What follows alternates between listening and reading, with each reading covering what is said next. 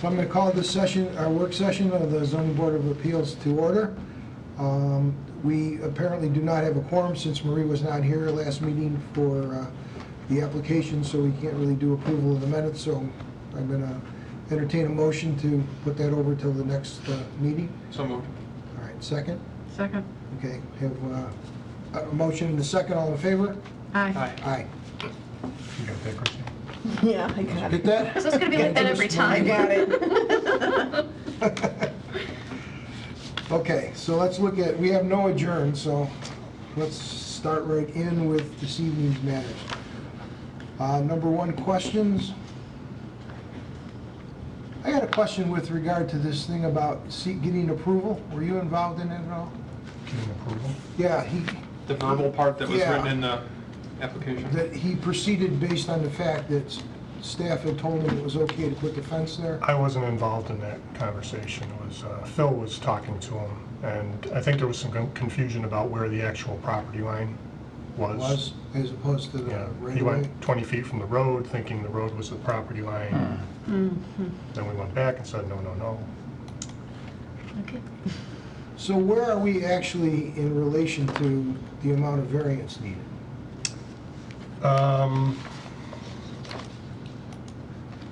He needs a 3-foot variance for height, Well, I know that. or if he was 18 feet farther in, he wouldn't.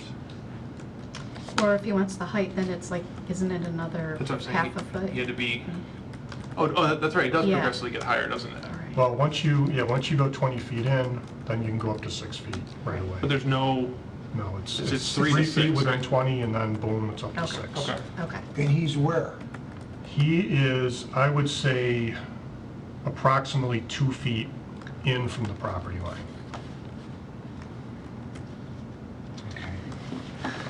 18.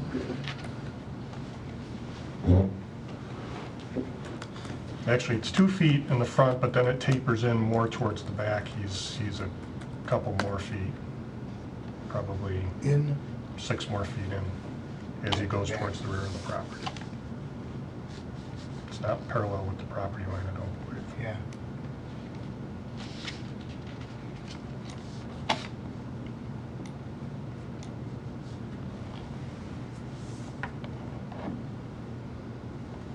Okay. But it's really not the variance is for the height. It's not Yeah, it's for the area it's put in. correct, because he's within 20 feet. The maximum height is 3 feet, Okay. and he's got 6 feet. Okay. Nobody else have any questions on that? Okay, number two, shuts or shoots? Anybody shoots? Shoots. Yep.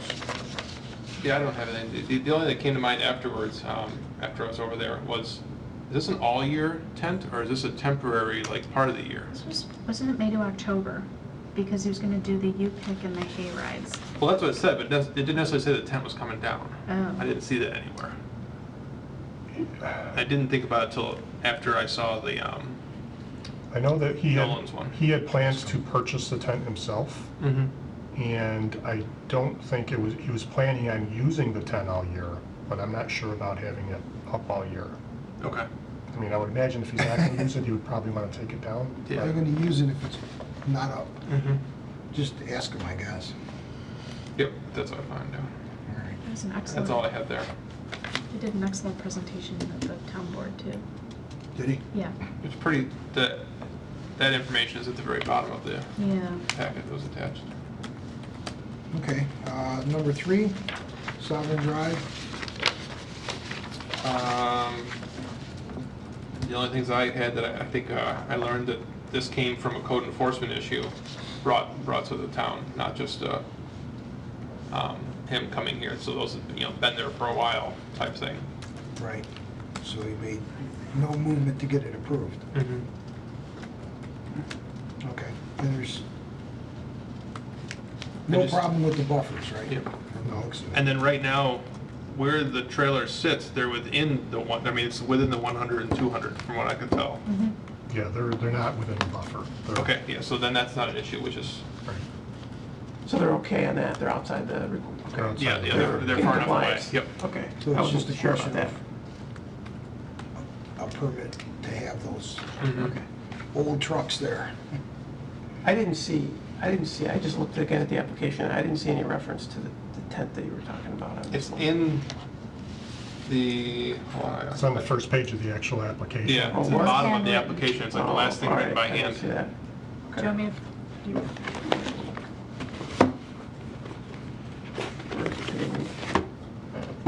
But then again, I also don't know is if someone, well, I just see it.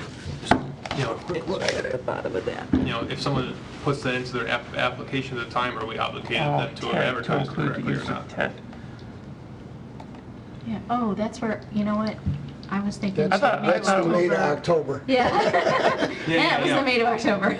Yeah, so I mean, that was the next thing I was gonna say is, you know, is the town obligated to advertise it correctly if that's what he asked for? Is it not really what he, you know, like, it's kind of thrown That's at the end. unclear. It's not part of the letter, it's not part of anything else. That's the only reference of Yep. it.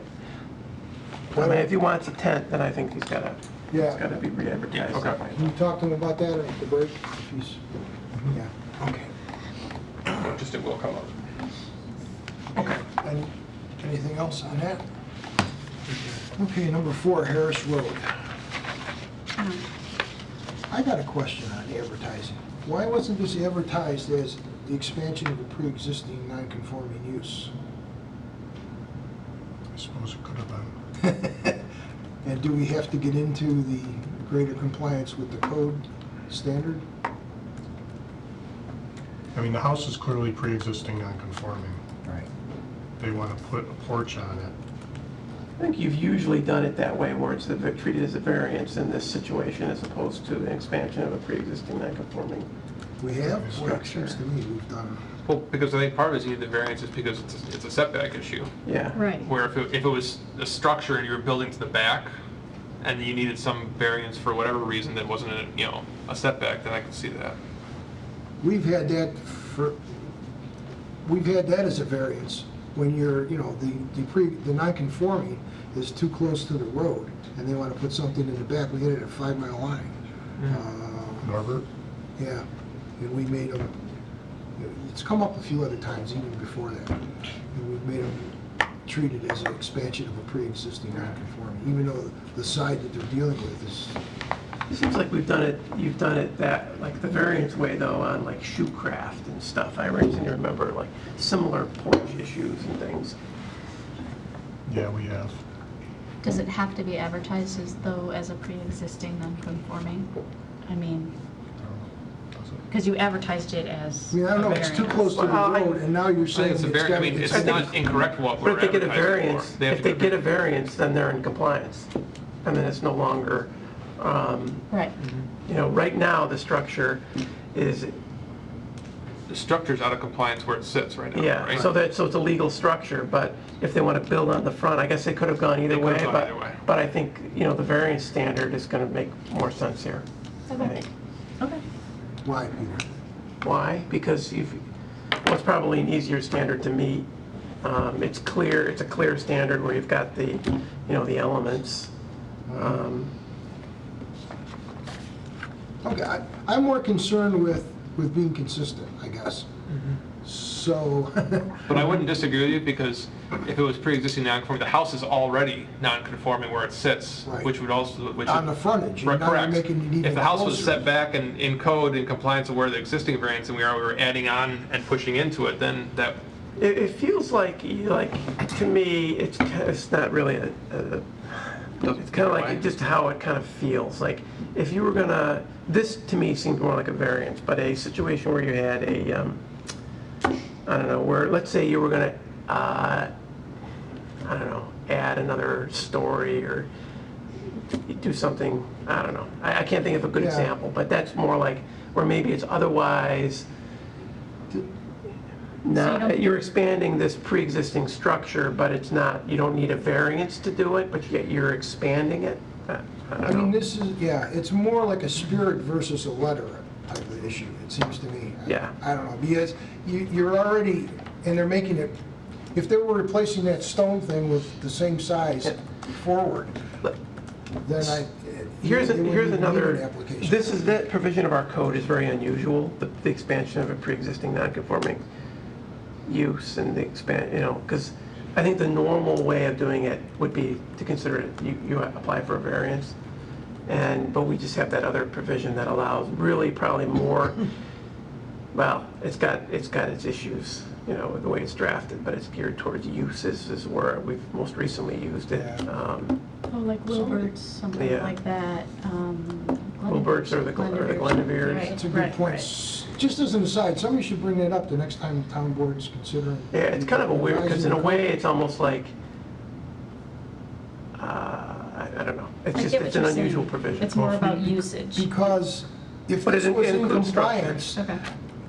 in its present location, you know, then the issue of greater compliance, I mean, I don't know, you're right, it's more, it should be dealt with as a variance. Because that standard's pretty tough to meet. Yeah, Greater so compliance. and if you think about those other applications, could they or should they have been variances instead of the expansion? I'd have to look at this to me it seems more like a variance than a, Now, if they were adding on, instead of the porch on the front, if they were adding a deck on the back, it would meet setbacks, we wouldn't bring them in at all. But, Oh, okay. you know, if Yeah, I guess you could say they are technically expanding a non-conforming. or maybe if they're expanding left or right, where they're already kind of at that, you know, they're already non-conforming, they're But in they're that, not they're in going the any right of way farther. or whatever, but they're making it bigger, and so, you know, maybe that's an example when you use the expansion of the pre-existing. But isn't that what they're doing? Well, except that aren't they encroaching more, they're coming closer. Forward, yeah. It's a front setback issue. They're coming closer to the front. Than they were before, which was already too close. Which to me feels more like a variance than the other. Well, but maybe could you have both? I don't know, but to me it seems more like a variance. All right, and that's the way obviously it was advertised, so, Right, right. so why don't we go with that for this evening, and then, you know. So question about that, the house across the street, did that require a variance for their front? I know, I'm asking like, do you remember that? Because I looked on our map and there wasn't one. It's a newer house. It's a newer house, but it's pretty close. I'm not sure. Okay, I just wondered. Okay. I was just trying to think if we had precedent somewhere, but. Maybe we can look it up in the break. eh. All right, questions on number 5? I don't really have any. Pretty straightforward. Okay. I guess we're set for a while, 15 minutes, we'll adjourn, start up there at 7.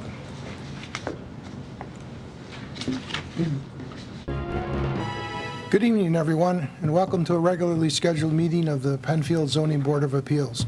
As always, our meeting tonight will take place in 2 parts. Part 1 will be the public hearings. We will call each matter one at a time in the order they were listed in the for publication. When your matter is called, the applicant should come up to the podium, give his or her name and address, describe briefly to the board the relief they are seeking from the board and the reasons why that relief should be granted. The board will then typically ask the applicant some questions, after which we will open the podium to the floor, and any member of the audience can come forward and speak on an application.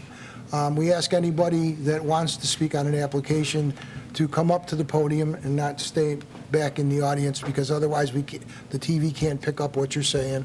Give your name and address before you give whatever you have to say to us. When all the applications have been heard, we'll take a short 5-minute recess typically. We'll meet in the back and then proceed to discuss and vote upon the applications we had tonight. While you're welcome to stay for that session as well, generally the time back there is reserved for conversations between board member, staff, and our council. You do not have to stay. If you don't, you can call tomorrow to the office and find out what the decision was if you decide to go home. But we have a relatively medium agenda. There's only 5 matters, a lot less members of the board, so we should move right along. That being said, I'm going to ask everybody to rise and join me in the Pledge of Allegiance.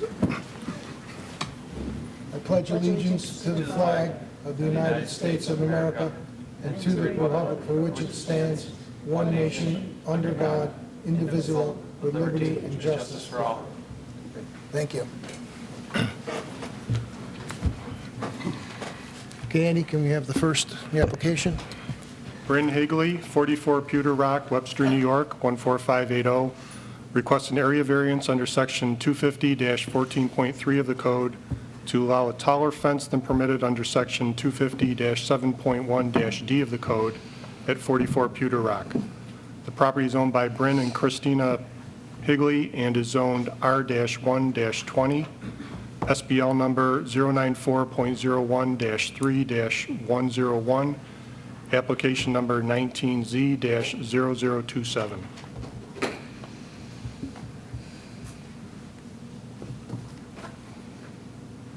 All right, so good evening. Our names are Bryn and Christina Higley, and we are the residents of 44 Pewter Rock, Webster, although town of Penfield. We want to start by, first of all, thanking each of you for hearing our request for the variance this evening, as well as also thank those at the town of Penfield who've been very helpful in helping us with our fence project. So a little bit of history regarding the fence. On May 22nd, 2019, we purchased the fence that's currently on our property. It is a 6-foot lifetime warranted, hurricane wind rated white vinyl fence that matches the trim and the doors on our home. The part of our fence that is in question this evening and is out of code or too tall is that part of the fence that is along arm-tail luster. We are a corner lot, so although the front of our home faces Pewter Rock, and we consider the lawn facing arm-tail luster like our side or backyard, this is still considered front-facing property, being it is indeed parallel to the roadway. So you may be asking, like, how did we get to this point this evening? Although the town of Penfield does not require a permit to put in a fence, we did ask a town employee when they were at our home to explain the setbacks for us. This employee, we want to acknowledge, has since apologetically admitted that he may have quote-unquote misinformed us or misspoken regarding that setback. We were informed that the fence needed to be 6 feet back. The 6-foot fence needed to be 20 feet back from the roadway. So we purchased and installed the fence accordingly based on this information. So the fence currently right now as it sits is 20 feet to 24 feet back from the roadway, because it's kind of at an angle how the installer had to put it to be able to make like his string lines appropriate. The reality is, though, this fence, we found out after the fence was purchased, needed to be back 20 feet from the property line, not the roadway. So where does our property line begin? On our survey map, we weren't aware that they're 17 feet roughly from the curb where the grass and the gutter meet to where our property line begin. So technically, due to the town owning the first 17 feet, we would need to move our fence back roughly another 15 feet into our yard to remain the height of 6 feet, or it'd be roughly about 35 feet back from where the lawn and the curb meet. We were told the codes were ultimately written this way because certainly we don't want our neighbors putting 6-foot fences in front of their homes, which again is not remotely what we were attempting to do. So talking a little bit about the scope of the project and why we purchased the fence, the main reason solely was that we wanted privacy and safety for not only our belongings, but more importantly, our 3 young children. We do have 2 boys, 10 and 8 years old, as well as a little girl who's 4 years old. When discussing the privacy and safety matters, our yard before we put the fence in was rather wide open, and it was like sitting in a fishbowl. Our children, our belongings were on display for anyone walking or driving by 24 hours a day. Right now, the back end of our neighborhood, we learned rather quickly after purchasing and moving into the homes, is rather transient due to the ongoing construction of Viola homes with no end date in sight, considering numerous homes on his website are still not even available for sale, in addition to numerous lots that still need to be sold and built on. So really, we have no clue when construction will end. With this construction are dozens of contractors a day passing by our home, in addition to, like what we expected moving into a neighborhood. Our neighbors, buses, garbage trucks, landscapers, delivery people, the traffic you would expect. Furthermore, Pewter Rock is a known cut-through from Hatch Road to 5 Mile Line Road. Again, we didn't live in the area, so we didn't really know that when we moved in a year ago. And there's also been pretty significant chatter that Armtail Luster is now being looked into as being also a cut-through road with some pretty decent traffic and concerns regarding the speed. The portion of Armtail Luster that is currently behind my home is half developed at best. So a traffic study was done in June on Armtail Luster that showed 129 cars a day on average, which again, considering there's roughly 16 plots of land still needing to be developed, it's pretty decent traffic considering Pewter Rock is typically the main cut through, not Armtail Luster. So with the neighborhood being so transient, we have had a few issues in the last year that we have lived in the home that really triggered us to put up this fence. The biggest incident was probably back in April. There was a young driver in a Jeep Wrangler with his father learning to drive. He overcompensated and came into our lawn roughly about 10 feet. Our boys were on the side yard. We were doing spring cleanup playing baseball. And luckily no one was hurt, and it certainly wasn't ill intent by any means by this young driver. But it really was like eye-opening to us that, geez, like, you know, we're cleaning out our gardens and our 4-year-old could be, you know, out by the road and get hit by a car. Secondly, before this incident even occurred, my husband and I had, you know, numerous times talked to our children and talked amongst ourselves about our children who play baseball and soccer. The ball's always going in the road. Get away from the road. You're going to get hurt. You know, I'm one set of eyes with 3 young children during the day. So really, we wanted something that could be like a quick barrier that could, you know, kind of make that line for our children not to go past. So currently where the fence is placed, this has obviously eliminated our children from going anywhere near the road. Certainly if they're throwing stuff over a 6-foot fence, they're little beings, like we've got more issues than just how they're playing, you know, out in the yard.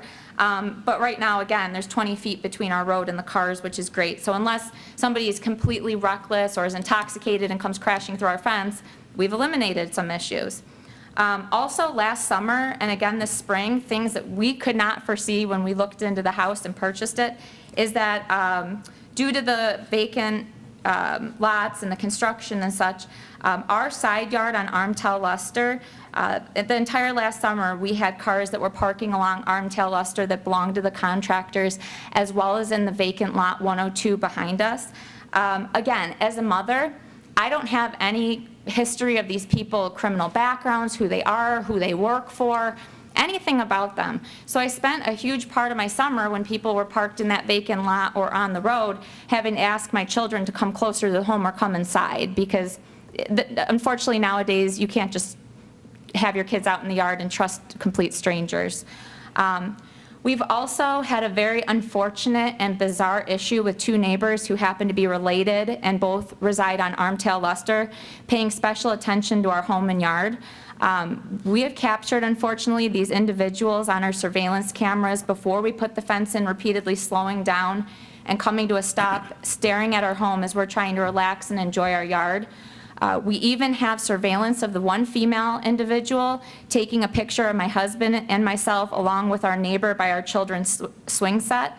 Certainly we're not here to elaborate tonight as to why they may act this way, as we're not here to speculate or make accusations, but whether they are intentionally or unintentionally doing this situation before we put in the fence made us feel like their intent was to intimidate, scare, or make our family feel uncomfortable.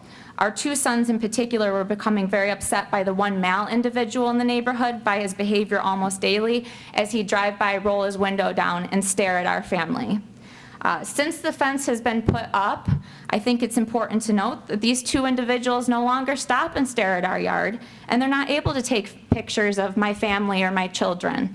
Again, we've lived in this house a year. We have many lovely neighbors who've supported our application this evening, but unfortunately we've had a couple of bad apples who've really you know, made us have to secure our children in our home.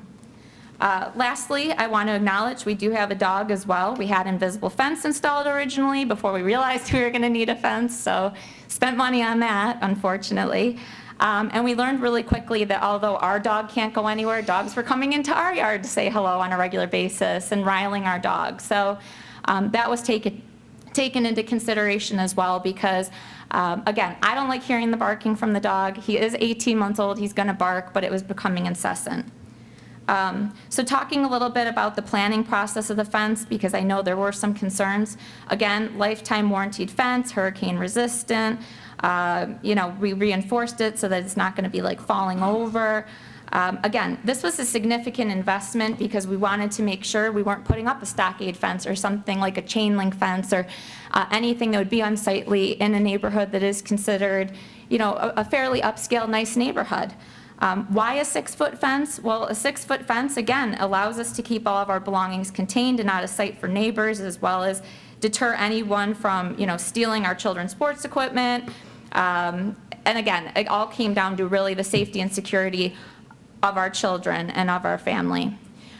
When looking at the measurements, understanding that we were a corner lot, we had to look into different things that people who aren't a corner lot probably don't have to look into. We observed all measurement requirements to achieve clear vision for motorists. This included making sure there was a clear vision for those who may be coming down Pewter Rock to Armtail Luster, as well as Armtail Luster to Pewter Rock from either direction. And it was indeed confirmed by the Town of Penfield Engineering Department that we actually exceeded the minimums needed to achieve clear vision for motorists in those directions. We do have pictures and videos of that this evening to share if it is in question, and I believe the town as well could certainly answer specific questions regarding the measurements that they took themselves.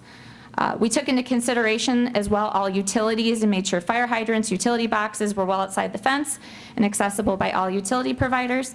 No utilities are behind our fence, and again, we did show that to the Town of Penfield. So I guess in closing, purchasing this fence was a huge investment for us, as we clearly are a young family, and we were very specific about making sure traffic wouldn't be impeded. The neighbors get pretty much the best fence on the market to look at, and we made sure we did our due diligence to inform our neighbors of the fence going in and why we were putting it in.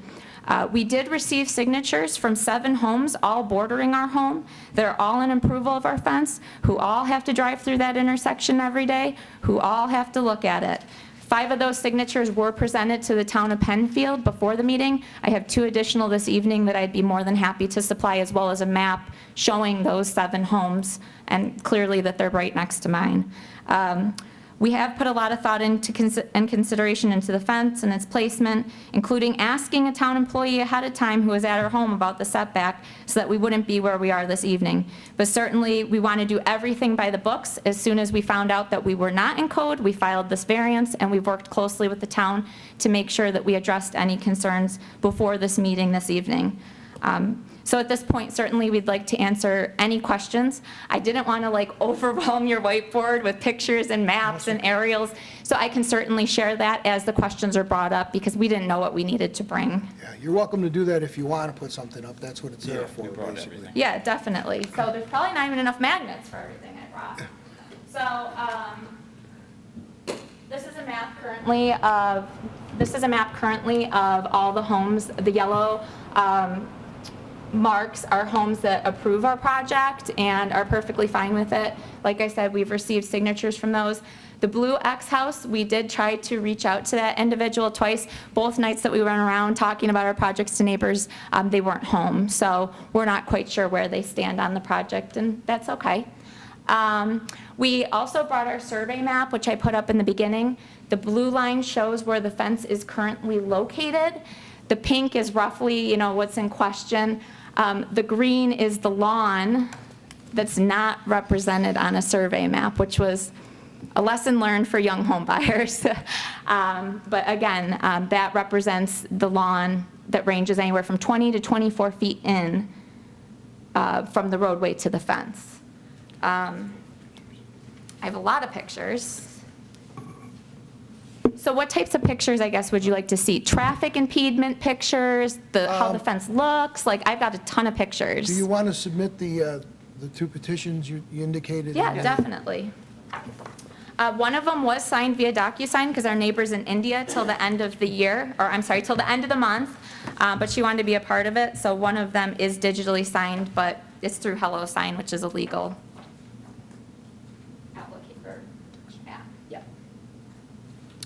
And what was the other thing you indicated? There was 2.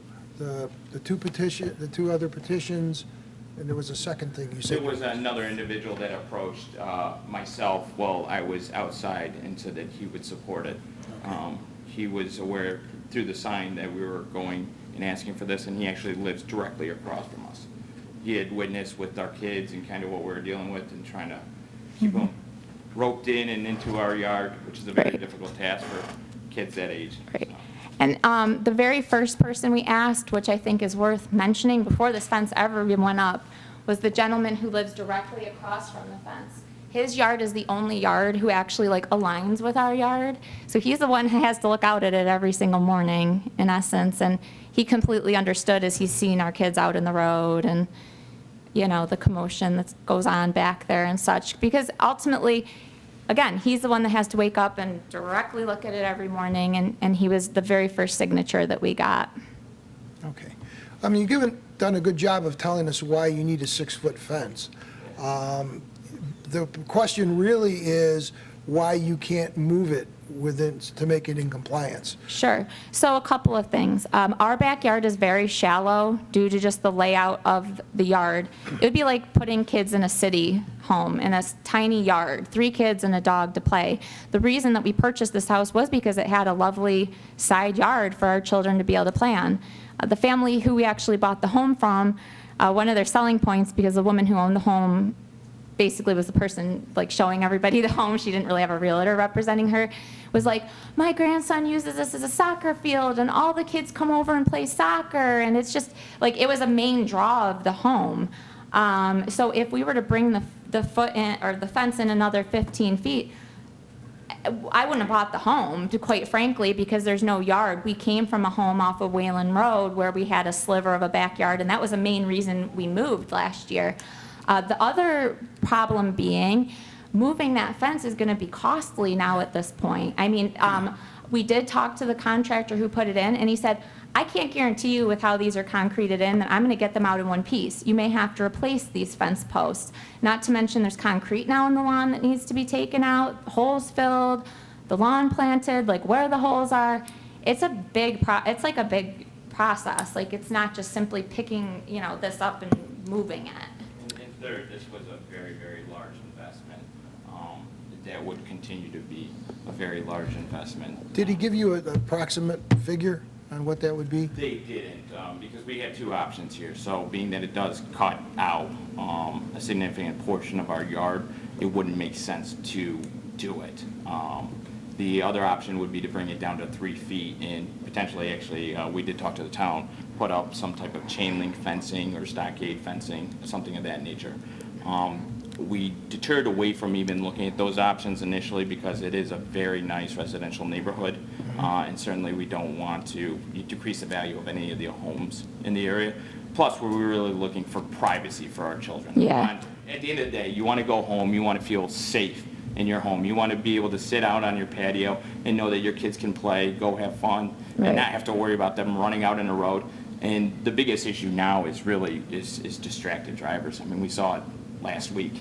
I mean, and it's a scary, scary thought. And kids are kids. And no matter how many times you tell them and you try to change that, you know, attitude, it just doesn't happen. They don't realize. Yeah, that poor mother was pulling her kids in a wagon and they got run over. You know, it's like, even to me as a mother, people could say, well, then you should watch your kids closer and you should be harder on them.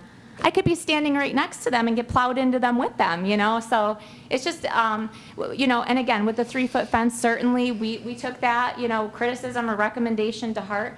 But again, the fence, the current poles are fabricated for a 6-foot fence. They have slits that are cut in. You can't reuse the poles. The actual fencing cannot be cut down to size because then it voids the warranty of the panels. I mean, so we're talking, again, a pretty significant investment. If our fence that we currently have cost $11,000 to redo the one main side of that fence and tear it all down, that is an astronomical cost. And then the other thing, it was never our intention to go against the code. So if you Never. read the code, our belief was that the 20-foot setback was from the road. And actually, as I was getting signatures, I was just talking to other individuals in the neighborhood, and they're like, oh, yeah, no, there's an easement. Yeah, we informed a lot of neighbors that they It's not actually an didn't easement. own what they own. It's a town's property, and we learned the hard way. And it's a very bad lesson to be learned, but it is a lesson that we Right. did learn. Did didn't the fence company get involved in this? So the fence company, As to where it needed to be placed? and so what- every fence company that we had come out actually read the code the same. Yeah, we had 4 fence companies come out, including Lowe's, which is a huge company, Yeah. and they all said it was, 20 feet from the road is how they always interpreted it. That's pretty scary. Yeah, well, Absolutely. yeah, 100%. trust me, we've already gone through all of this as a couple together, And like, we did, so we found out literally days before the fence was gonna be installed, and we're like, oh my gosh, we gotta put this on halt. But we had paid for the fence at that point, and they basically wanted to take the deposit from us. Yeah. And that was a significant, they had already ordered and delivered the supplies for the fencing project when we were informed that it wasn't within code, and we were looking at losing 30% of what we had paid, What would which the- was over $3,000. What would the approximate width of the backyard be if the fence were moved 15 feet inward? so we are 46 feet right now. We would cut that down to 31 feet, but the other issue is we've got a gigantic tree that Yeah, sits right in the middle of the yard. But certainly when we did this, we did know clear vision was one of our biggest, concerns. We didn't want to obstruct anybody's vision coming around that corner from any direction. So we took the measurements prior. I did verify with the town today as well as prior to today that we were taking the correct measurements and everything. We thought we were doing everything up to code. Yeah, and I mean, and again, like, again, certainly not looking to throw an individual here at the town under the bus, and again, we're glad that he apologized and everything, but we had him at our property before the fence was purchased and said, yeah, 20 feet from the road, and then it was like a roadway or a highway, and then it was like, oh, wait, no, it's from your property line. We're like, well, where's the property line? And we whip out the survey map, and they're like, well, it doesn't account for 17 feet. And we're like, because the interesting thing on the survey map, which, we've bought and sold 3 homes in the last 5 years, so certainly we're not like complete rookies, is that like you can see easements like on the map, but you don't see where the town owns 17 feet on your map. So you kind of look at the map and you assume, my property is out by the road, so That boundary line should be indicated. it doesn't even show where the road is and where your property Yeah. is on our survey map. And I did contact the engineers who did this map as well, and I said, hello, like, why isn't it showing like where the town owns land? And they go, we never do that for corner lots.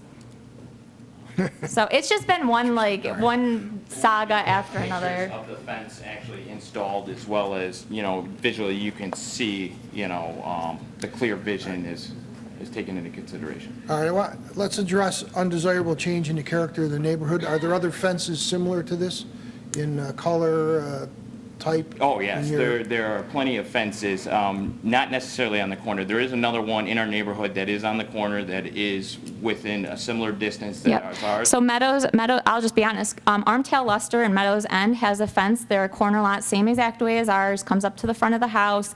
We did measure it. It's 22 feet in from the road, and you could tell it's been there a long time, and it obviously hasn't caused an issue, or you Was it- probably would have heard about it. Was it 6 feet tall as well? It is.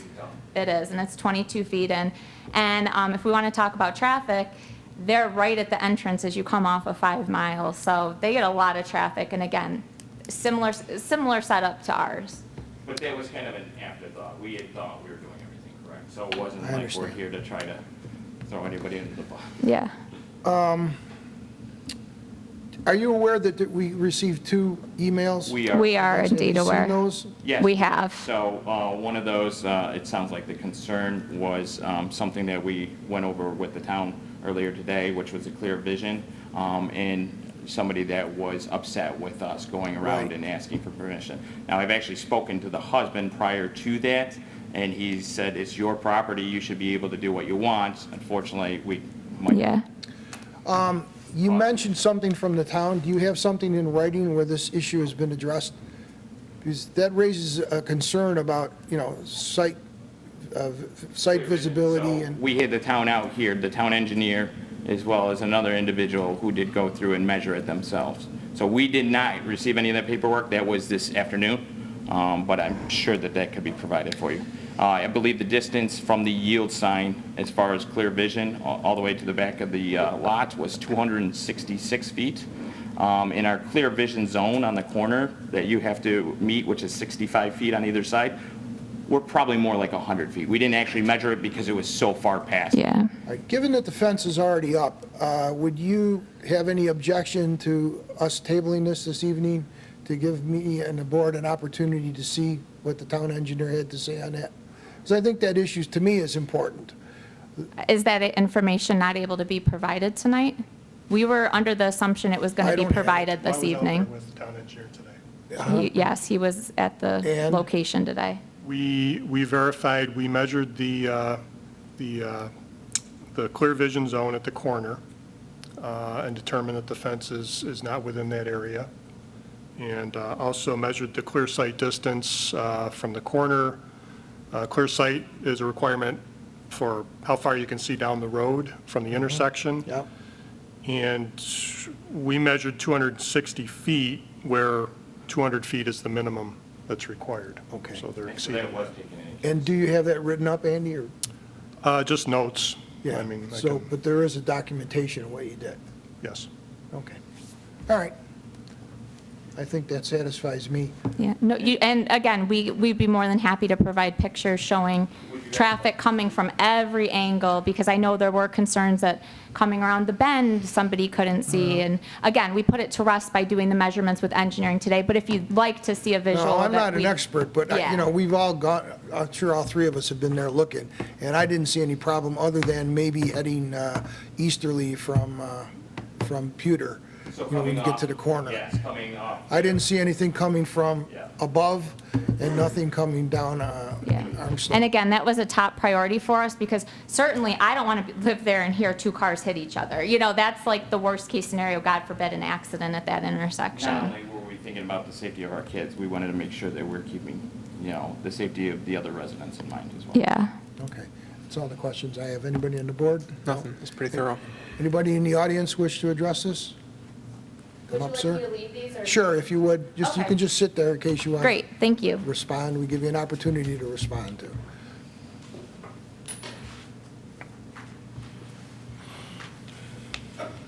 My name is Dan Viola. I live at 65 Armitage Luster. It's about 6 houses down the street, not within view of the fence. I do own the lot immediately behind this lot. It is currently for sale. And I am the person that they're talking about, clearly, because no one else would meet the criteria. As I read the application, I almost cringe. But I'm going to keep it really short. Okay, thank you. And I'm going to run down through the 2.5 pages of comments and just touch on a few pieces, mostly just to clear the air. As you come down where it says benefits sought, achieved by other methods, she does state that Armitage Luster is a busy road, and it absolutely is. There's a lot of traffic on Armitage, and there'll surely be a lot more. When they say we do not have a large backyard, I find that interesting, because had the fence been put an additional 20 feet back outside of the RG&E easement, their yard would still have been larger than their neighbor's backyard. So their yard is, if you move that fence back to 20 foot onto their property, their rear line is 104.5 feet. The neighboring lot is 90. We've all raised our kids in 90 feet. My own particular backyard is even smaller, and none of us have had a problem. So I just, again, want to clear the air. As you travel down a little bit further, it turns into transient contractors. Now, my father wanted to come today and address this. I don't think he wanted an 86-year-old guy here screaming at you. But my mason, his father started with my father back in the 60s. Now his son is working with me. Granted, that's probably my oldest trade. My newest trade is my painter, who I've known for 25 years. Him and his mom both been working for me for probably 10. There's nobody transient on my crew. And we kind of take it as an insult. As far as parking on the roadway goes, we had 2 houses under construction on the outside of a bend. It's school bus season. I try very hard to keep all the guys on one side of the road. School buses, emergency vehicles, got clear paths. There's no weaving. I just can't stand that. Last winter, when we had those two houses under construction, we absolutely had cars parked on the other side of the road. No question about it. And it probably went from her front yard all the way around the bend. But it's a vacant lot. We didn't block a mailbox, we didn't block a driveway, we had clear paths all the time. My guys know better. They won't walk up to someone's house to get a glass of water out of the hose bib on a 100-degree day. It just doesn't happen. So this attitude that we're afraid that the transient contractors are going to come up into our yard, this couldn't be farther from the truth. As far as the new homes construction directly across from her, they're complete. There's one lot left in her backyard.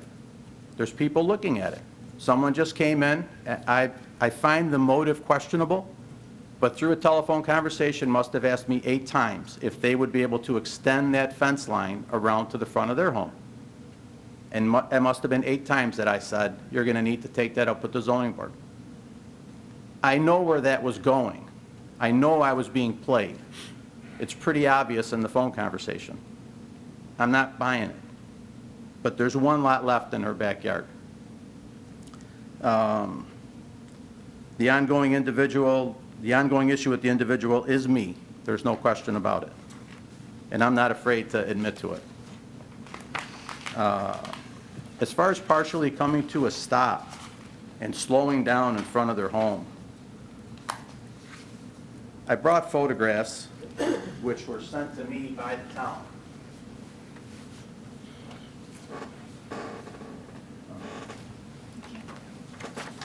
Thank you. Thank you. Are we able to see a copy? Yes, give them a go. Great. So I get a phone call from the town and an email that the lot immediately to the rear of them is a train wreck. What does this have to do with our... Excuse me, let him talk. Hold on. What's I'm- the problem down there? Hang a photo up on the whiteboard? Oh, yeah, can you put the photo that you're showing us absolutely. up on the board for the cameras? You'll have an opportunity to, Yes, we would love to.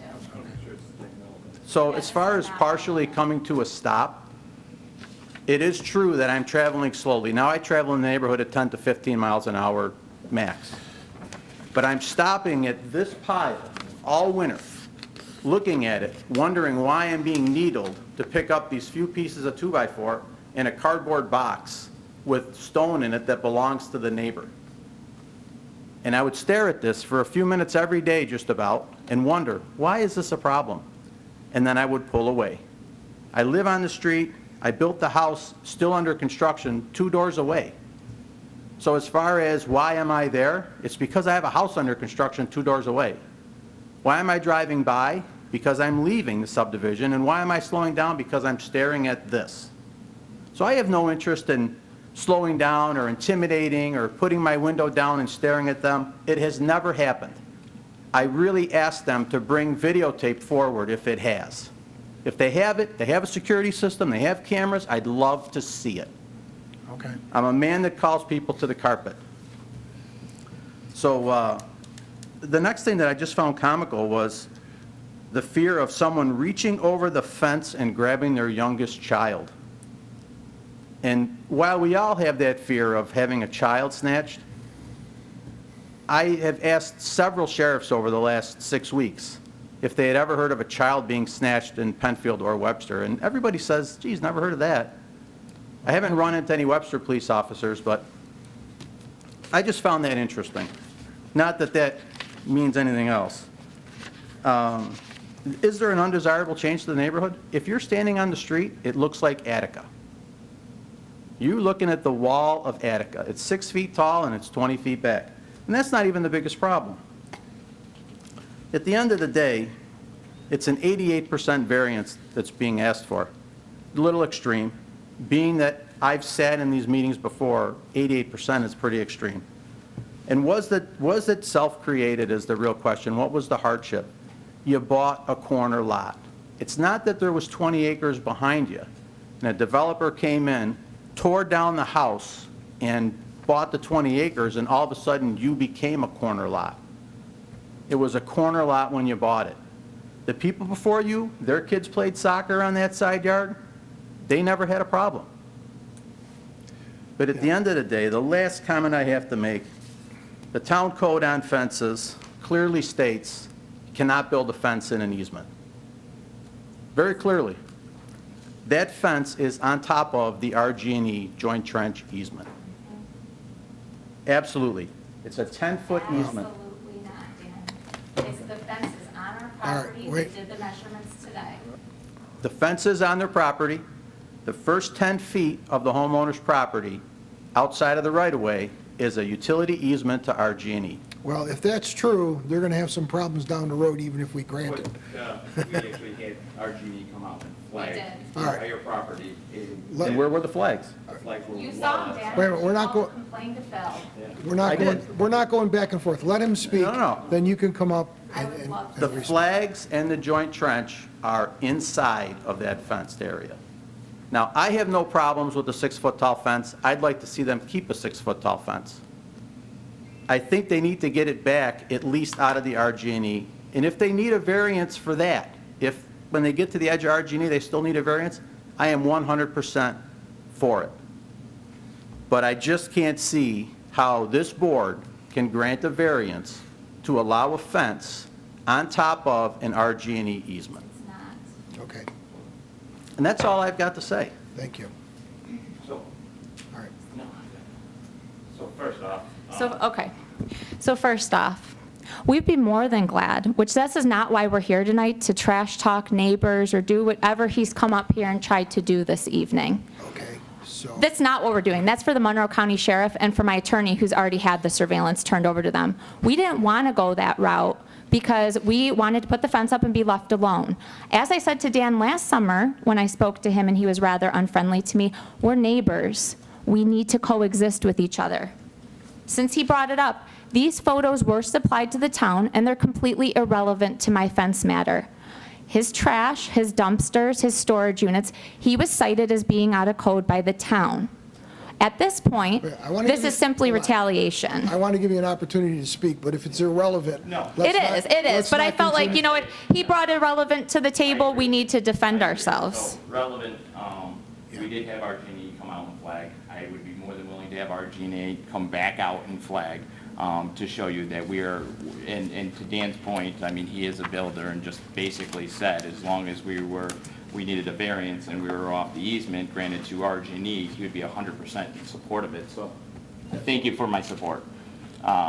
Because that was a big thing. We wanted to make sure, and actually, when I had the town out there today, I made sure to show that we didn't have any of the utilities on the other side of the fence. It did come up through conversation, and one other neighbor did ask that, and I said, absolutely not. When we had it flagged, we had actually had the flags up when the fence was installed, and the fence itself was probably another 5 to 10 feet within those flags. There are easements, though, on your property? There is not, There's not. as you can see, actually, there is an RG&E easement on the front of our property on the survey map. There is no easement recorded on the side of the property. That is one thing luckily the engineers did put on the map, was our RG&E easement is on Pewter Rock, not on Armtail Luster. Which is clearly seen right here, 10-foot wide easement. I see one to the town. Where's the... We can Right, supply you. right here. We did supply you with a map, I Yeah, I'm believe. seeing it. It says sanitary easement to town of Penfield. Right, it says right here, 10-foot wide easement. to On the RT, actual front and part of the RTC property. curve, blah, blah, blah. So if you look Right in at, front of our home is where our RG&E easement is, not the side. so if you're looking at the top of the map as Yep. opposed to the right of the map, you'll see on the left-hand side, that's where it states the RG&E easement. So it is marked by the surveillance company. I only see sanitary easement. Okay, so maybe we It doesn't specify have a different- RG&E, but It just says sanitary it says easement. easement for, Yeah, Sorry, Bill. okay. Sanitary. All right. So right here, you can see the 10-foot easement clearly marked. So we might have a different map. Yeah, just so you think I'm not crazy. Sorry. It's not there. Okay. I was like, it's there. Yeah, it's a different map, too. This is David Staub, this is Pass Road. Yeah, so this is the original map that was done when the home was built. This was the updated one when we purchased the home. As you can see, that shows a patio and a deck, and that stuff's not there. This is the one, unfortunately, that you guys still have on record at the town. So you didn't supply it, the town came up with it? No, we This map. supplied a map as No, this was the well. one that was supplied to us by the town that you guys have on file. This is the one that we privately got at closing. And You we know what I did- mean, like when you close? And I believe that was supplied as well. Yes. Andy, can you verify where that RG&E easement is? Well, the survey map that I have doesn't Jerry, show you it, can so look I at our didn't, map. I didn't see the new map here. It's not on your map. Not on the We'd older like- one. Can we keep that for Yeah. tonight? Absolutely. Yeah, you can keep it forever. No, but one of the big things that we did want to make sure was that when they were installing the fence, we didn't want to hit any of the utility lines. So we had the entire lot, we had our genie and the cable as well as everybody Yeah, else because come out. normally they show easements on the maps for, Yeah, and it does, as you can see on the front on Pewter Rock is where our genie easement is. But I believe all the our genie and everything is actually on your property, It is. It's on your property, not ours. not ours. And we are within our property line with the fence. Correct.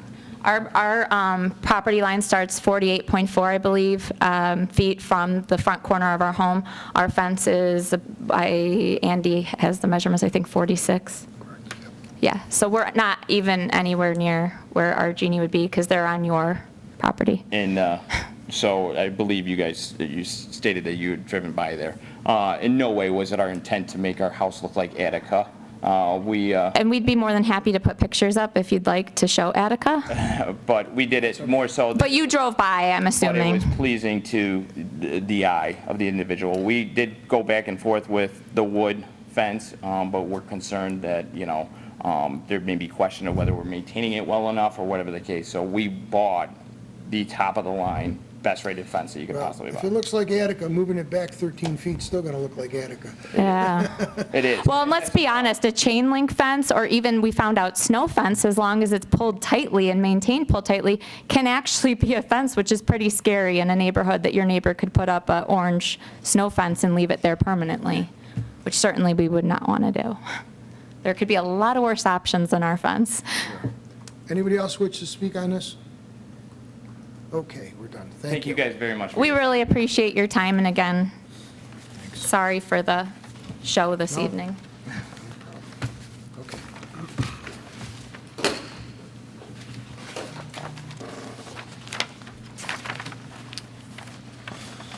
Next. Evan Schutz Apple Mill and Country Store Incorporated, 1063 Plank Road, Webster, New York, 14580. Requests a conditional use permit under Section 250-13.3 and Section 250-5.1-E1K of the code to allow an agricultural events tent at 1068 Plank Road. The property is owned by Martin Schut and is zoned RR-1.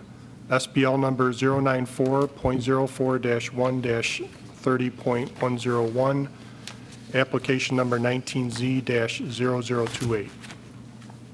Wow, that's a mouthful. All right, so thank you for having me. My name's Evan Schut. I currently took over for my father about 4 years ago. What we're looking to do is we're looking up to pretty much, and we've had multiple conversations with Andy how this would go. We're looking to put up a tent pretty much from September to October. And the reason why I'm here is because I know something in the code allows you to do it maybe like for 3 weeks or something of that nature, and I'm looking to do it a little bit longer. Seasonal, it might go to Thanksgiving. I'm not trying to like pull anything over on you guys. We already have been in front of the planning board because we're putting a parking lot now on the other side of the road to help reduce traffic and to help safety. If you've ever been to our place in the fall time, it is quite busy, and obviously safety is a concern as well.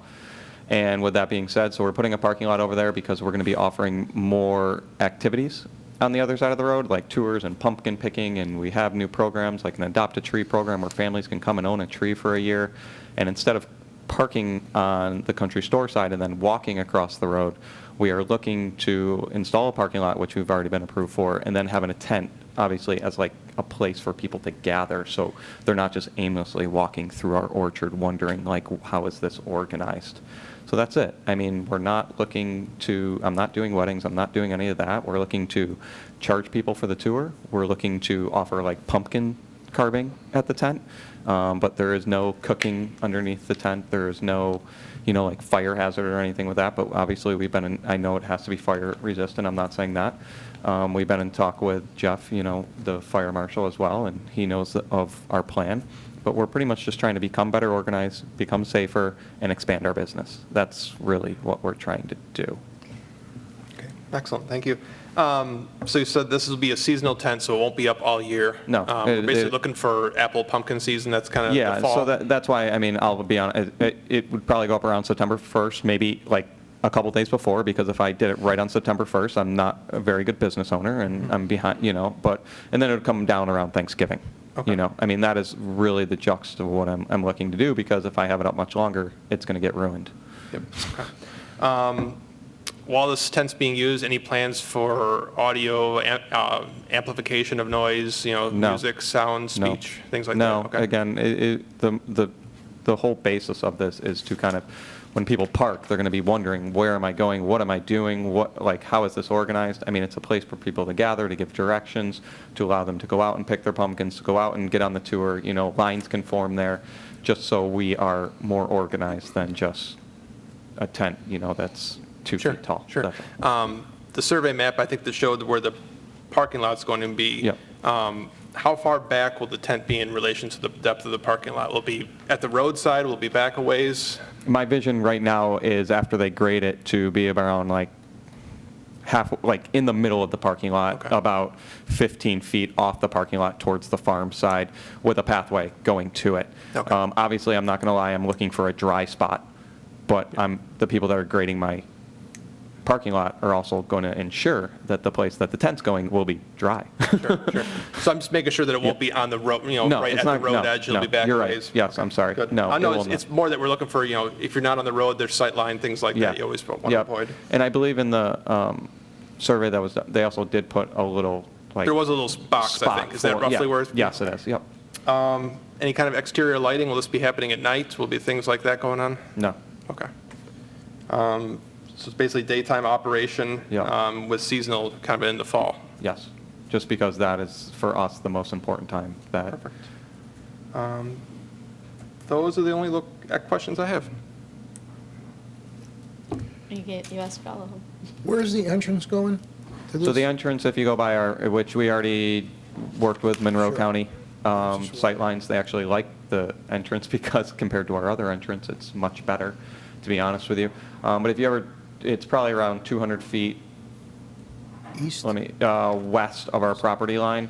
If you ever drive by our property, when I originally put up the fence for agriculture, you're going to see there's a double gate there on purpose, because we had the vision of doing this eventually. Just so you can kind of see where the in and out will be already, because the gate is already there. Any additional signage that's going along with this? Are you going to have directional signs, or?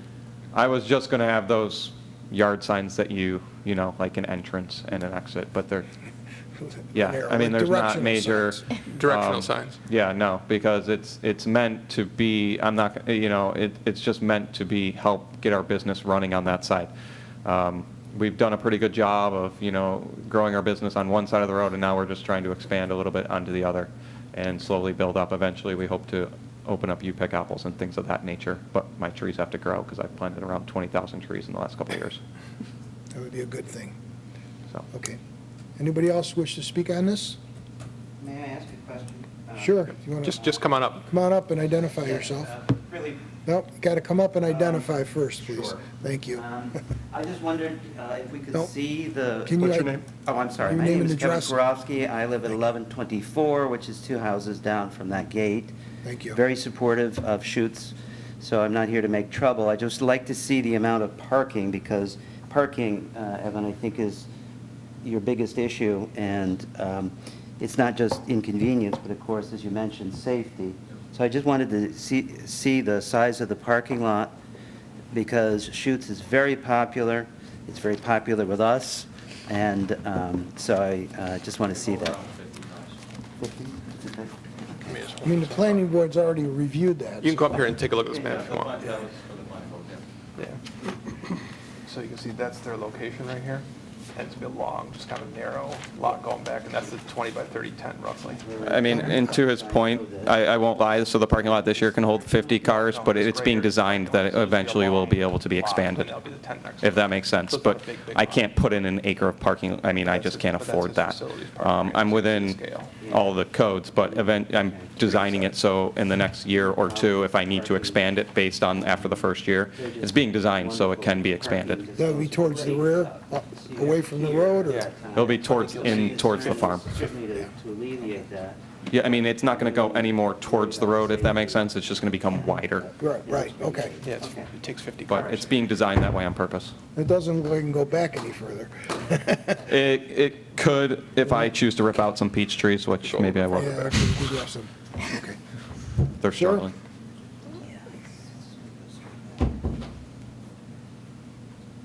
Good evening, my name is Gary Butler. My wife Karen and I live at the north end of your property over on Wilmingham Court. It sounded pretty good to me. We just had two really basic questions. From the discussion, we couldn't tell whether you're talking about the north side or the south side of the road. Oh, sorry, I'm talking the farm side, so that's The north side, okay, where the orchard is. Hey, Evan, You when gotta you're use the talking back, microphone. can you make sure that, because they can't hear you on I'm TV. Okay. So you want to go up there? And if you- There's also a mic too that Yeah, can there's- help. if I'm that's- sorry. So it's going to be on the farm side. It's going to be on the north side of the road because we actually don't own the south side. Oh, okay. Do you know, like, where the parking lot would be? We don't own that land. Actually, the town of Penfield, I believe, owns some of that land. Okay, one more question, quick question. Is you're talking about daylight hour type of events, not night? Yeah, the goal is that I will be running my tours from like 10 to 4 and 9 to 5 type of time frame. Okay, thanks. During the day. Thank you. Anybody else? Okay, thank you.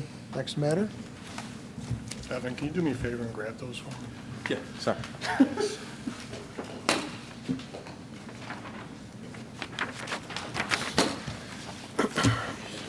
Thank you. Bernard Puglisi, Nolan's Rental, 80 Sovereign Drive, Webster, New York, 14580, requests a special use permit under Section 250-14.3 and Section 250-7.20-B1 of the code to allow exterior storage trailers at 80 Sovereign Drive. The property is owned by Bernmar LLC and is zoned general business. SBL number 093.15-1-2.114, application number 19Z-0029.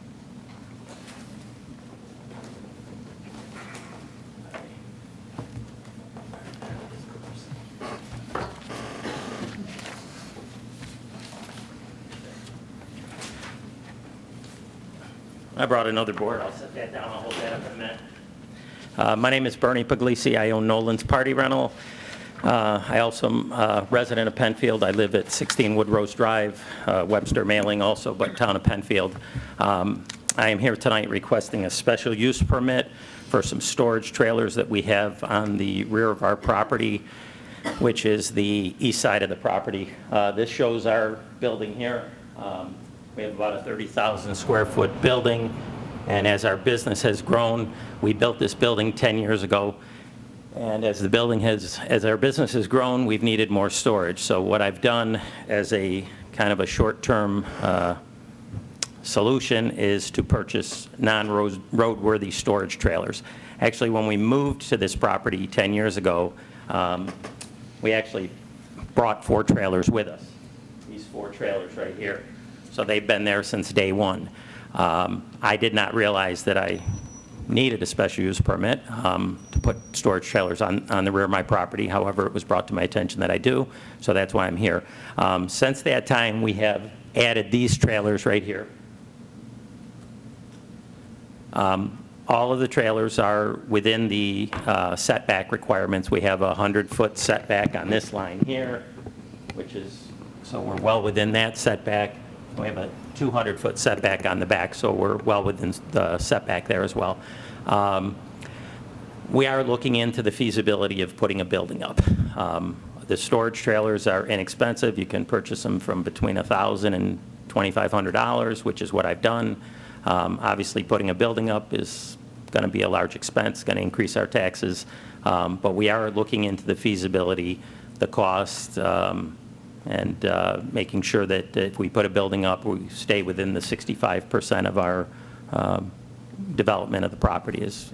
So that's basically why I'm here. I think it's, if you have any questions, I'm happy to answer. Sure. For the record, can you say how many trailers are on site right now? There are 10 trailers, I Okay. believe, yes.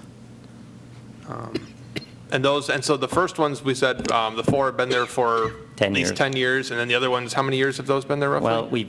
Well, as we've needed them. I mean, Okay. basically, right up until the last year, I think I bought 2 last year. Okay. So basically, they've got tables and chairs on them, is Yep. what they are, is we just, we need equipment, and we run out of space, and, we've added pallet racking and, put as much inside as we could, so. Sure. And currently, I think the town has a, basically on the residential side to your rear, they have a 200-foot buffer where nothing goes, and then a 100-foot buffer from the, we'll say the south of your map. Those trailers are outside of that buffer. They're in the area where they can be right now? Yes, they're well within there. Our building is about 110 feet off of, so these are probably at least 120, 130 feet off that line. Okay, and these trailers are... 200-foot comes to about here, so these are not even close. And on this side, it's what used to be Uncle Bob's, which is now Lifetime Storage, Life Storage. We only have about a 10 or 20-foot setback on that side, so we're... Okay. Are these trailers accessed daily, or is this more of a longer-term storage for things that aren't used as often, or what's the use? Yeah, we have, it's mainly when we need extra tables and chairs is what it is. So, not every day, but yes, we probably, every week, we back up. And again, what they are is they're just a dock height storage trailer, like a tractor trailer, and we'll back a truck up to it. You can see we have trucks right here, so we'll just back a truck up to that and pull off some tables and chairs. So we just kind of back up, lift the doors, and it's not the most efficient, but again, as we've needed more equipment, we've needed more space, and so that's what we've done. Okay. And they aren't illuminated in the evening and things like that? That's just left as they are in the dark? Yep. Okay. That's all I have. Right? How long do you think it'll take you to make a decision, and I apologize No, since I had to walk out, about the feasibility of?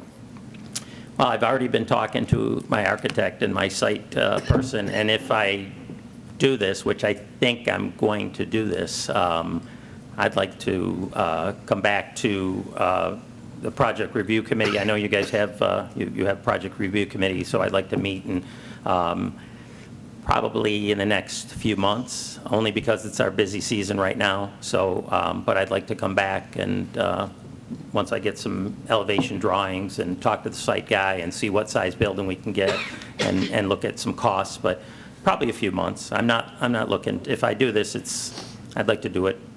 I'd like to basically maybe break ground within the next year. So how long is the permit you're requesting?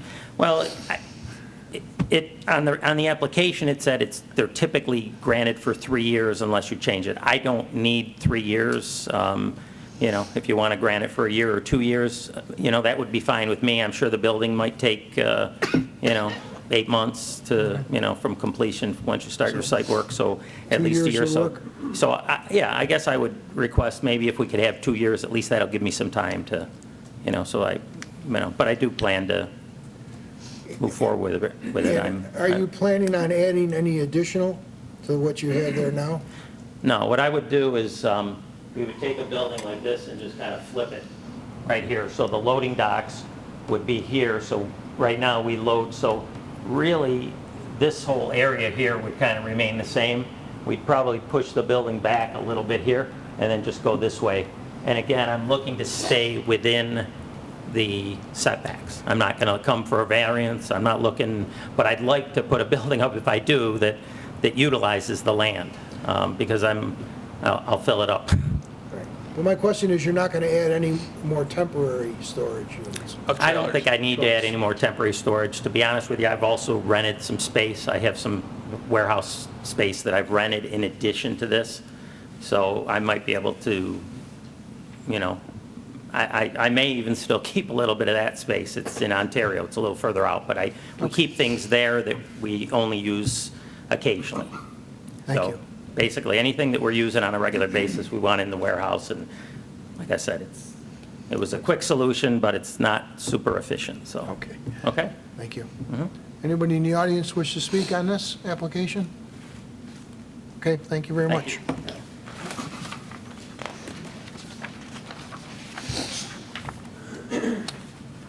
Renee Wall, 2112 Harris Road, Penfield, New York, 14526. Requests an area variance under section 250-14.3 of the code to allow a front porch with less front setback than required under section 250-5.1-F1 of the code at 2112 Harris Road. The property is owned by Renee Wall. It is owned RR-1, SBL number 140.02-1-17, application number 19Z-0030. Good evening. Been a long wait. I'm Renee Wall. I own and live at 2112 Harris Road. I don't have anything to put up on the board, but you have seen it. Those are, the second ones are the ones that are like what I want to go. You can put these up on the board. I can put them on the board. We can zoom in. Thank you.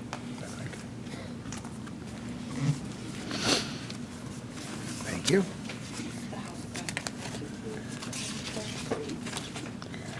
No, I don't have that one.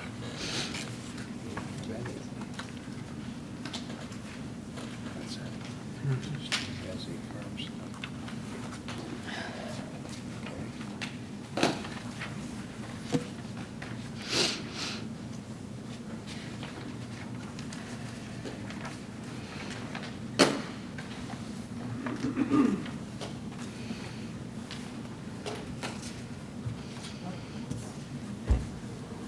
This is my house. It was built in 1900, earlier than 1900. And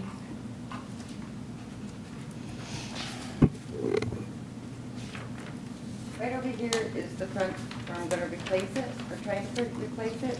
And this is what I want it to look like. And it's just going to be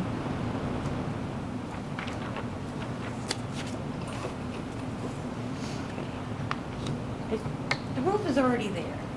It says in the real property portal of Monroe County, New York, it says that the porch covered in the front was 72 square feet, and it was built in 1900. But there's no floor. It's a stoop. It's just a cement stairs.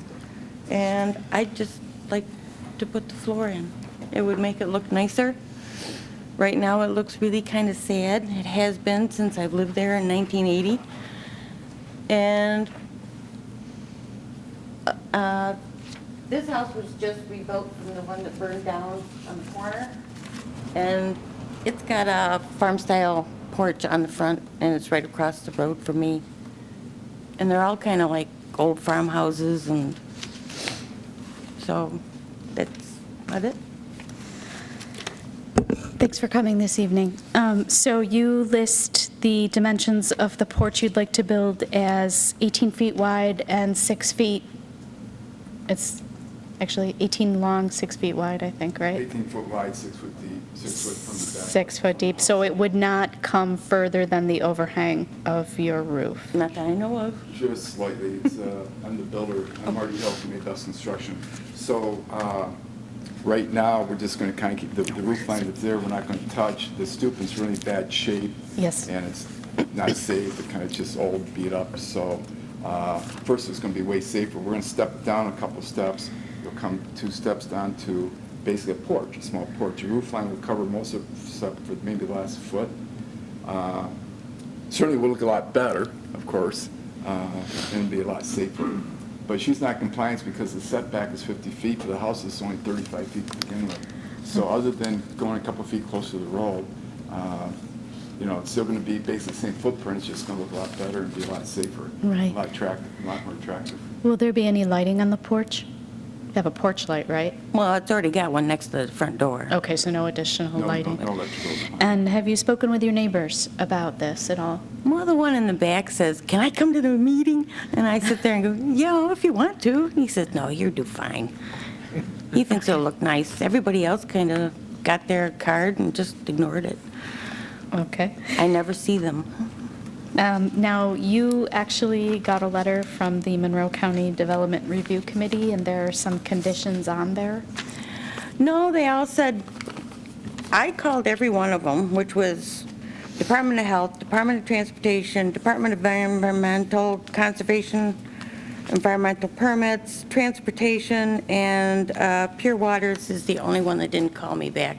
Everybody else said there was no problem. Okay, so you've complied with the 3 conditions that they asked, right?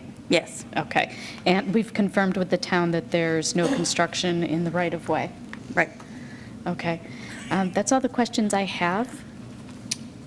How far do the stairs come out from the actual platform of what you're proposing? The new Yes. proposal? Yes. Well, it's about a 30-inch drop, I think. So we probably have, I think we're going to have 3 steps. Actually, it'll be 2 steps when you first come out from the house itself. So the deck's going to be lower because the roof line that comes down, if we don't drop it down, the height would hit the overhang. The overhang's about 4 foot. So we're not going to touch any overhang, as I mentioned earlier, so we got to step it down. So there'll probably be 1 or 2 steps off the front of the proposed porch. I show 3, but it might only be 2 on the grade, so. So I guess the other way of asking this is how much, Further in? well, from the right-of-way, how far in are you to the steps? Because that's really what counts. Over what is currently there, we're going to go probably 3 feet closer towards the road. For the Okay. encroach on, but be mainly only the steps. And that'll be how far from the, in other words, how much of a variance do you need? Because we have to put it into a dimension. I have to look at the instrument survey again. Well, you're asking for 24 feet of variance. Is that what it is? Okay. So Does that sound right? But what we just are confirming is that the steps are included, I think that's what you're Yes, asking. that's what Are I'm the trying to steps get at. included in that Yeah, 24-foot? we're fine. We can put on a lot of steps and still be within 24 feet. Okay. That's not going to be a problem. And is there going to be railings, like, sort of like you showed us here? Yeah, it's supposed to be, it's too high to meet your... Railings Well, coming out to the to steps? meet your thing, I think it goes up too high to not have railings. Well, actually, if you're below 30 inches, you don't need railings by code, but Yeah. private railings would probably only be about 24 inches high, so it doesn't affect the site view when you're sitting there. Well, you will have, and But that's so also, at this point, planning on railings, yes. okay, thank you. So bottom line is, more than anything, ladies and gentlemen, is that it's going to look nicer, certainly a lot nicer and a lot safer. And so, anything else might be able to answer? Yep. Okay. Great. Easier to sit on. Anybody wish to speak on this application from the audience? Okay. All right. Thank you. Thank you.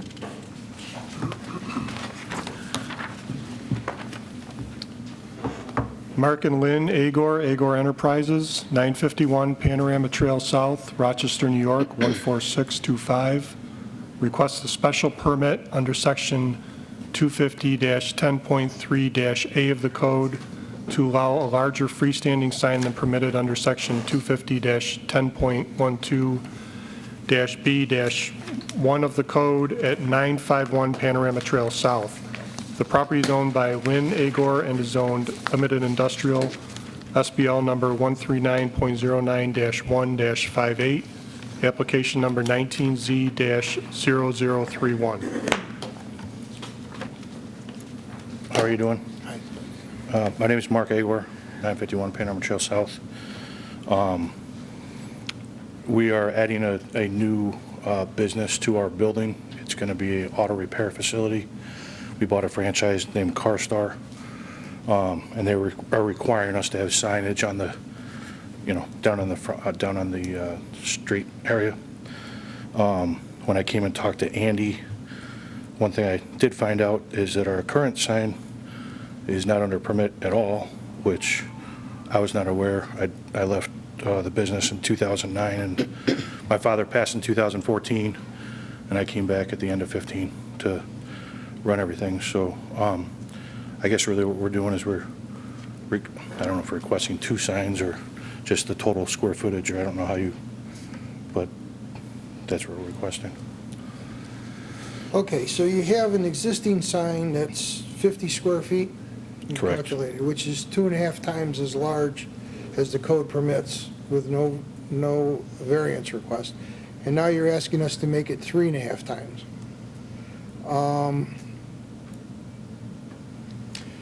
Why do you need a sign that big? When you're going down the road, people are going well over 45, 50 miles an hour. You can't even see coming around that corner. And on top of it, the Hampton Inn sign is going to be even bigger than what we're requesting, which is directly across the street from us. What do you mean it's gonna be? It is. But that's a bigger operation though than what you have? I don't understand why operation is, we have more acreage than they do. What's that sign? The one you're referring to, how big is that? It's probably 30 feet in the air. Not how high, how big? I would have to go measure it, I don't know. Yeah. Because I looked, I didn't see it as bigger than your sign. Any other signs is bigger on that stretch? Vision Dodge. And I would have to go look at the other dealerships on the road. Well, I haven't measured them either, but Vision Dodge has 5 businesses, I think, on that sign. How about the possibility of putting the new business sign within your existing sign? I think that'd be kind of tough, and, I don't think you're going to see anything within the sign. So what you're saying tonight is that you feel that a 20-foot sign, if you put it there, would not be enough for cars to identify where your entrance is? When you come around that corner, totally. What type of business do you run there? What's Agor? We sell wheelchair accessible vans and conversion vans. And who are your customers typically? People that Individual? are 55 plus in age, that need wheelchairs. All right, so my question again to you is, if we were to allow you to keep the 50-foot sign, could you incorporate the new business into that sign? Like I said, if you look at, I think it'd be very tough. Well, you'd have to create a new sign with both businesses on it.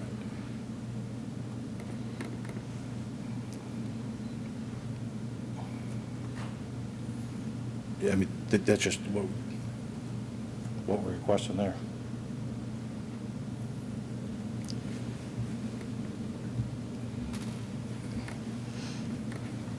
And you haven't had any problems with the location of the existing sign, right?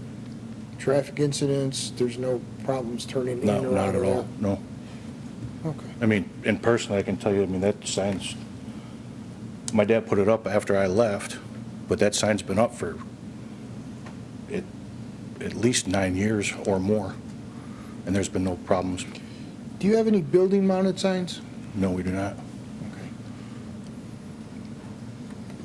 Okay, that's all I have. If we granted this variance, oftentimes, if there's exceptions for one sign being larger than the other, would you have any objection to us putting a limitation of no building signs could be mounted? We are wanting to come back to request to put up a building sign here shortly, similar to, like, if you look at, the problem is, guys, when you come down that hill, you can't see anything. Correct. So what we're wanting to do is put a bigger sign up that's lighted when you're coming down the hill. So this sign right here, you would like to light as well? Two different things. Two different things. Yeah. I don't know, I'm kind of missing the point, though, because you're saying that you don't feel a 20-foot sign is adequate to identify the business coming down the hill, but that's what you want for your second business, that size sign. So apparently you feel it's adequate to identify the new business. I mean, That's all that's allowed, so that's why we requested. My name's Nicholas Arena. I work for Mark. Your address, please? I'm not in Penfield. I'm in East Rochester. We won't hold that against you. 59 Mill Race Drive, East Rochester. Thank you. Go ahead. So the town asked to have a 20-foot square foot sign, so that's why we're asking for that. We would like larger, but we don't want to ask for more than we're already asking for. Okay. I believe there's also, one of the previous signs they've had, I believe it was approved for 42 square feet. I don't have anything with me tonight, I should have probably brought it. For your business? For Agor, yeah, there was a larger sign, so it's not 50 square feet, but there was a larger sign that was approved in the past, prior to this, not that that's Do you know a different approximately sign. when that happened? Because I think we checked it. I It was don't. 1979. You have it? Yeah.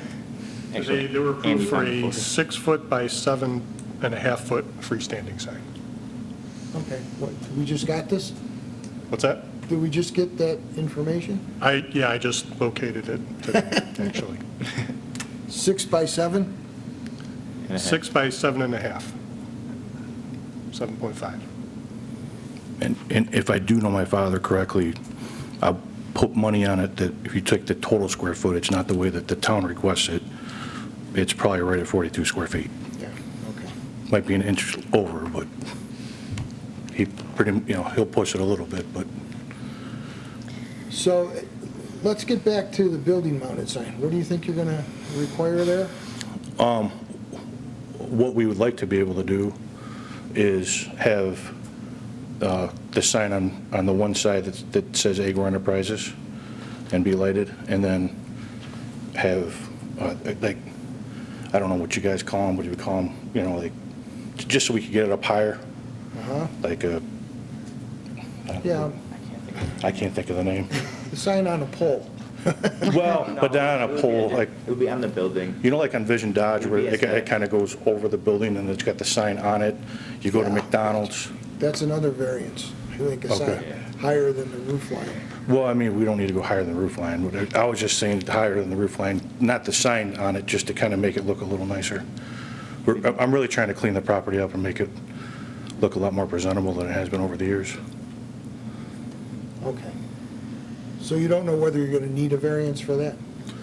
You're just saying that you couldn't agree to a condition not to put a sign? Yeah, correct, yeah. Okay. All right, thank you. Anybody else? Questions? Audience, you want to speak? No?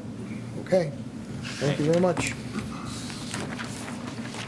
That concludes the public hearing session. We'll adjourn for about 5 minutes and then meet back there. Thank you, everybody. We're all set. Action. Now let's bring our voting session to order. First application, number 1.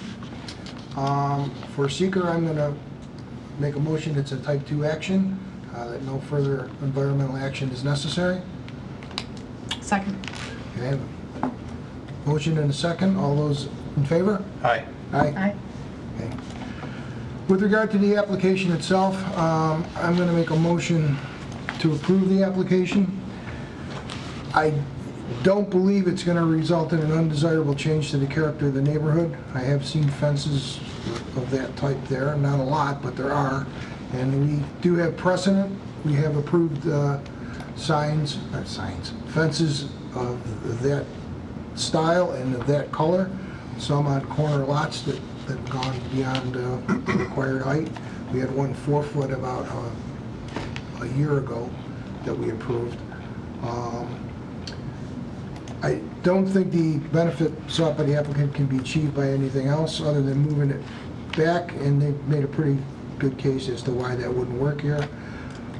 Requested variance is substantial. It's 3 6 feet as opposed to 3. That's the way I'd look at it. But that, I don't think that's enough to overturn the other elements. I don't think it's going to have an adverse impact on sight distance after what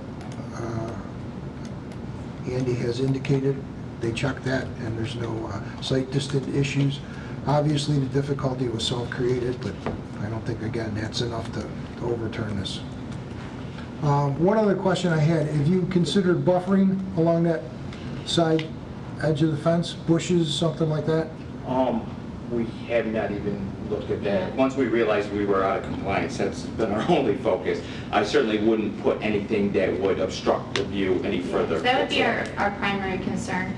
One thing we did notice about that house that we had mentioned to you further up in the neighborhood at Meadows and Armtail Lester is they did plant pine trees along it. They've gotten really large over the years, and you know, we don't want to come back with the issue of, well, now your pine trees are, you know, causing it so we can't see 200 feet up the road. Right, but there are little shrubs in there. Yeah. Yeah, so we could do something to dress it up, and we would be willing to do that. It's just at this point, we've put so much money into the fence, it's one thing at a time. Mike, if I can make a comment?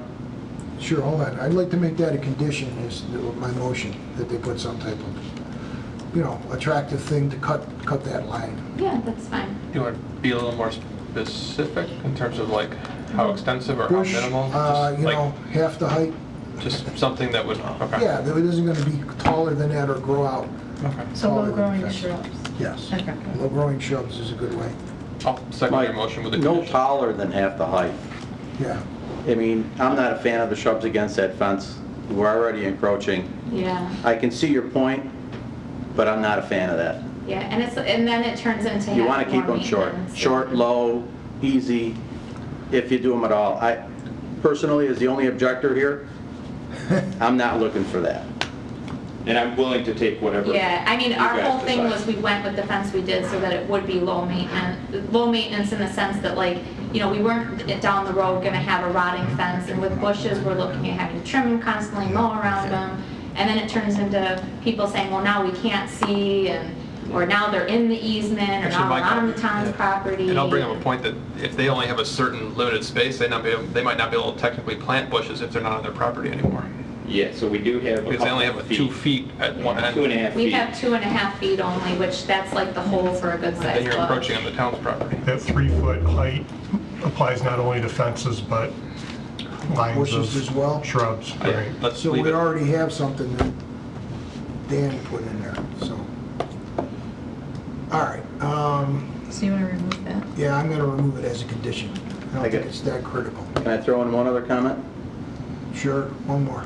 The other fence with the pine trees in front, the pine trees went in first, the fence went later. And I can agree too that it does kind of hinder, but that, on their fence, that RG&E ditch is there. Well, And- it's not, we don't have any evidence of that other than your. We can call for a stakeout tomorrow morning. There's Yeah, a, that's, I mean, you saw the stakeout, which made you contact Phil, and certainly, you know, those flags where they So we're all were. set, and we And did. they were inside. okay. Okay, I think the All board's right, all set. we're done. Okay. All right. Thank you. I have a motion, I have a second. I'll second. Okay, motion second, any other discussion? No? So All no those in bushes? favor? No. bushes. Correct. Okay, Aye. thank you. Aye. Okay, thank you. Thank you very much.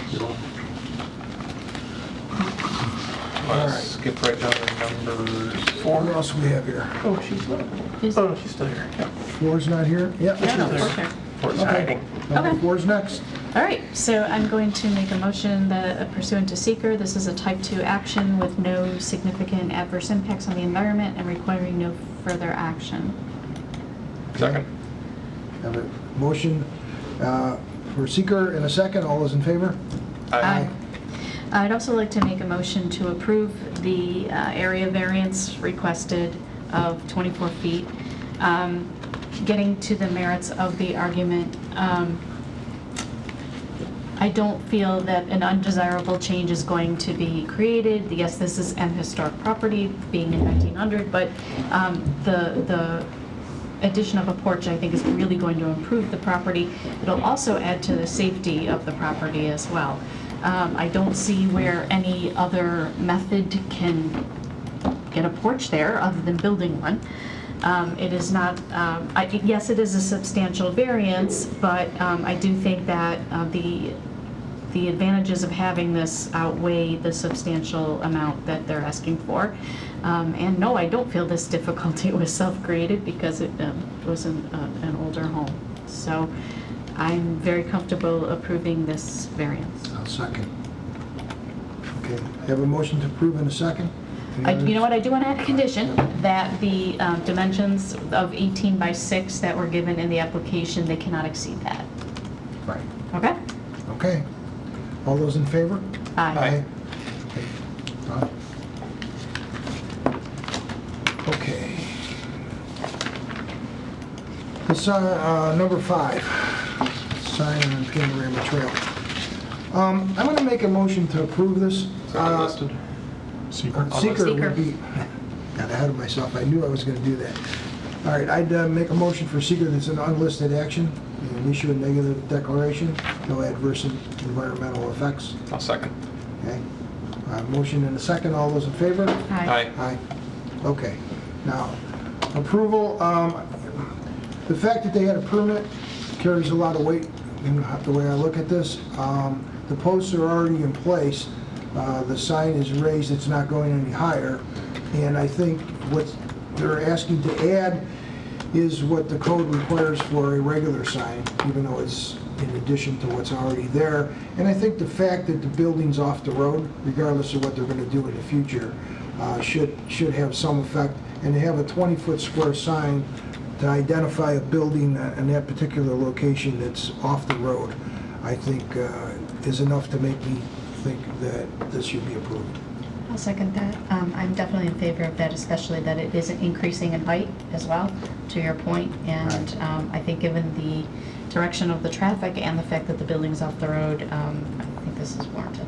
And I asked them later, it's going to be about a dark gray with the, well, the way they submitted it, that's what they're going to put there. Dark gray, white lettering, red star logo. Okay, so a motion to approve in a second. All those in favor? Aye. Okay. We got one more?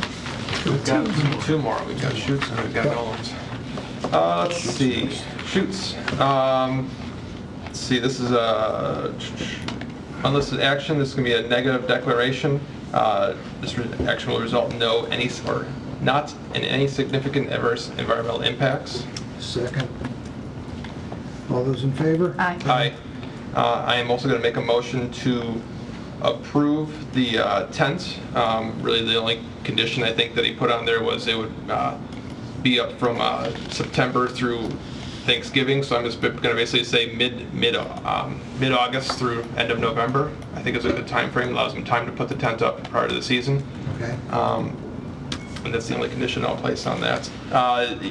When it comes down to it, this is it's a temporary type thing. I think nowadays with the farms the way they are, they do need these types of assistance in terms of to keep farming going.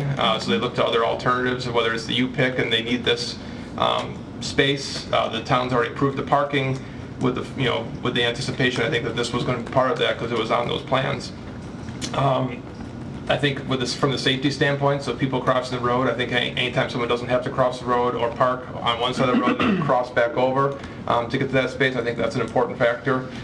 This tent will be off the road, distance back, so it won't impede sight lines. There won't be any lights. There won't be any amplified sound or music.